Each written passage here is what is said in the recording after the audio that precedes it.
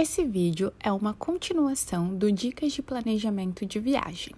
Gostaria de compartilhar com vocês como foi a experiência de dirigir de Florianópolis até Aracaju.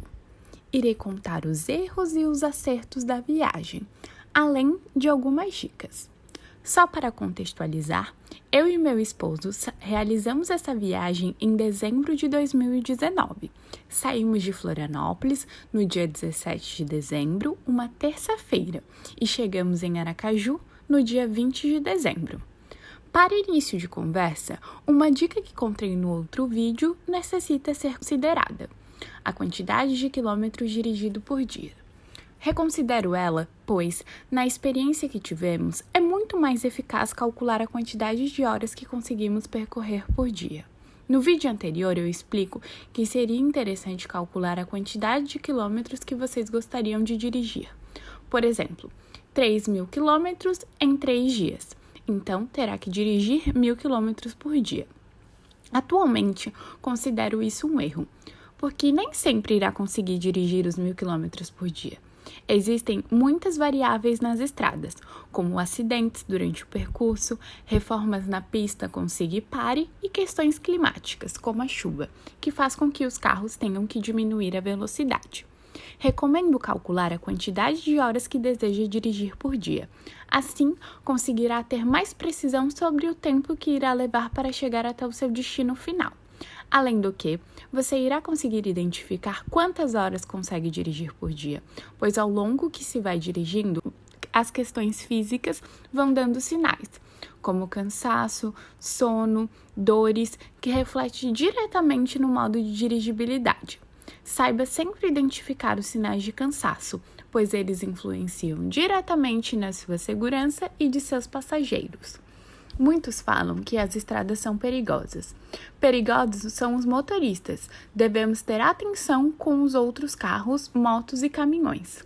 A maioria dos acidentes ocorrem devido a ultrapassagens perigosas. Atenção com essa manobra. Realize somente quando tiver segurança, quando for permitido através das marcas no chão. Apenas quando tiver uma visão completa dos veículos que estão vindo em sua direção. Nada de ultrapassar caminhões em curvas ou querer ultrapassar vários caminhões de uma só vez. Vimos inúmeros quase acidentes nas estradas devido às ultrapassagens perigosas. Preze sempre pela sua segurança e de todos que estão com você. Agora vou compartilhar um pouco de como foi a experiência. Eu e o meu esposo saímos de Florianópolis por volta das 7 horas da manhã. Paramos em um posto para tomar café.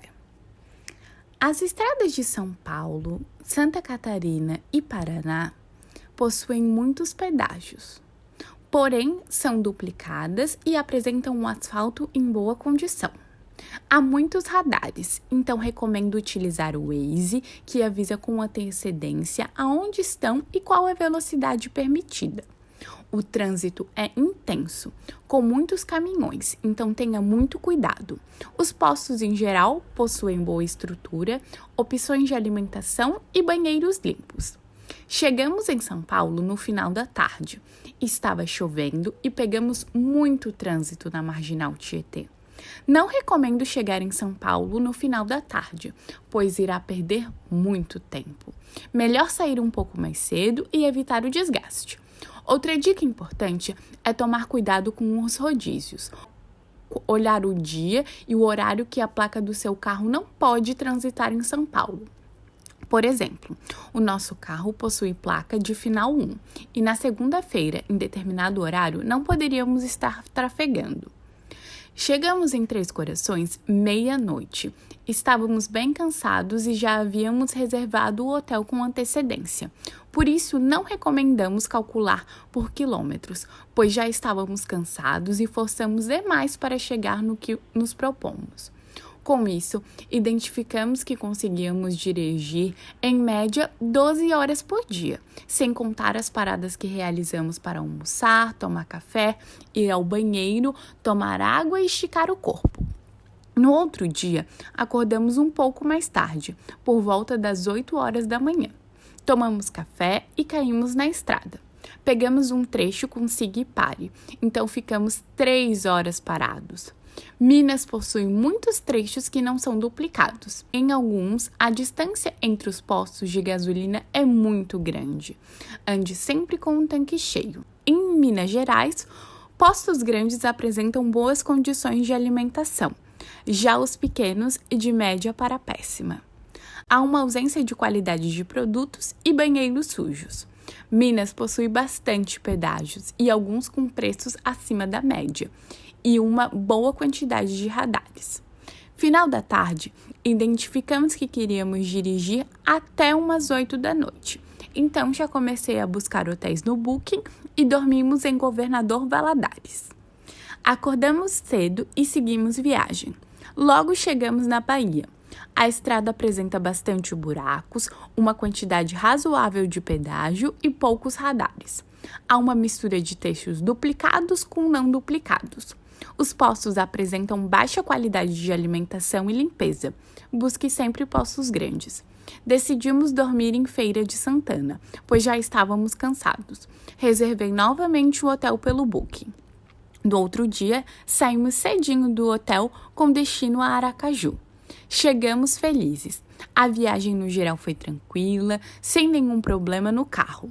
Realizamos uma excelente revisão, uma super completa, antes de cair na estrada. Gostamos muito da experiência, aprendemos muito, conhecemos mais sobre o Brasil e suas diversidades.